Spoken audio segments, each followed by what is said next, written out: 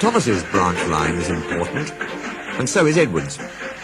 They both bring in valuable traffic, but their track and bridges are not so strong as those on the main. That is why the Fat Controller does not allow the heavier mainline engines, such as Gordon and Henry, to run on them. If, however, you had heard Gordon talking to Edward a short while ago, you would have thought that the Fat Controller had forbidden him to run on branch lines for quite another reason. "It's not fair," grumbled Gordon.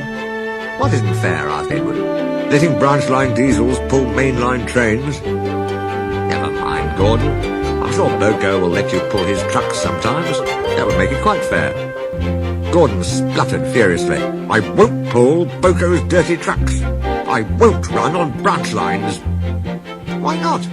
It would be a nice change." "The Fat Controller would never approve," said Gordon loftily. "Branch lines are vulgar." He puffed away in a dignified manner.